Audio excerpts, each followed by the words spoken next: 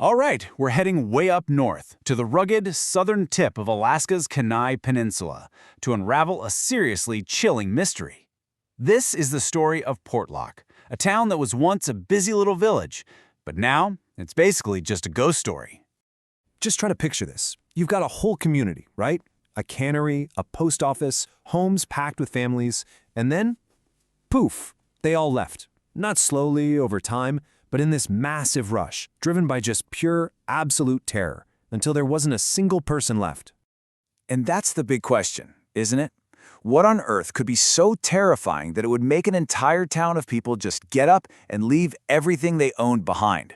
Well, that's the enigma we're going to dig into. You know, if you were to go to Portlock today, this is all you'd see. It's literally the ghost of a town. You've got rusted machinery just being swallowed by nature, and the posts from old houses sticking out of the ground like skeletons. It's a really unsettling picture of a place that's just been wiped off the map. But here's the thing. The local history doesn't blame the economy or some big natural disaster. Nope, it points to something else entirely. The story that's been passed down for generations is about a monstrous, hairy creature that hunted the people of Portlock. Hunted them until they had no other choice but to run for their lives. So this terror didn't just pop up overnight. It was a slow burn, you know? A creeping dread that just built and built over decades. Like a shadow that kept getting longer and darker until it completely consumed the town. Let's just look at this timeline for a second. The fear started simmering way back in 1905, and it took almost half a century of things getting worse and worse, people disappearing, weird sightings, and more, before the very last resident finally gave up and left in 1950. Think about that. 45 years of living with a constant, invisible threat. And this is where it all started. Back in 1905, something so spooky happened that the entire crew at the local cannery just quit. In the middle of the season. They just said they were being bothered by something out there, and that right there was the first crack in the town's feeling of safety. Okay, so let's get into how this fear grew, how it went from this vague feeling of being bothered to actual terrifying encounters with whatever this creature was.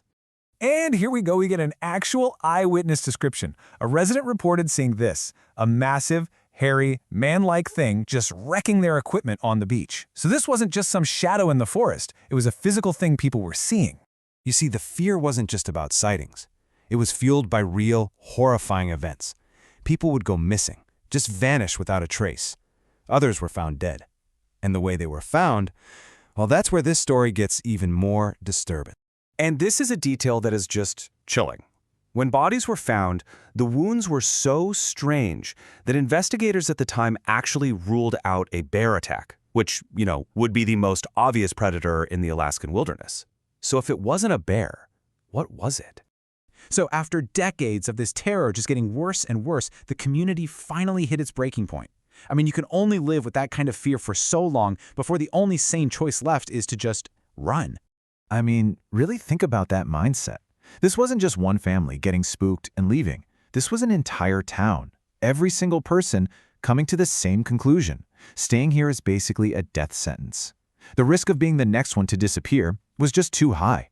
And so in 1950, that was it. It was over. The last of the residents packed what they could, probably took one last look at their homes, and left Portlock to the wilderness, and to whatever was hunting in it.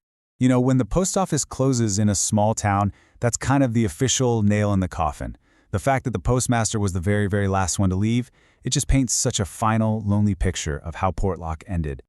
But here's the thing, the story doesn't just end in 1950. Just because all the people left doesn't mean the thing that drove them away did too. In fact, the legend of Portlock just kept on growing. And this part is wild.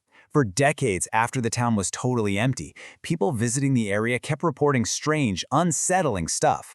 It suggests that whatever was there in 1905 was probably still there in the 1970s. Like, listen to this account from the 70s. A fisherman was taking shelter from a storm, and he said something walked right through his camp. Something that terrified him because it was walking not on 4 legs but on 2. He got out of there as fast as he possibly could. So even now, to this day, Portlock is empty. And the people in nearby villages, places like Seldovia and Nanwalek, they still tell these stories. To them, that area isn't just abandoned, it's haunted.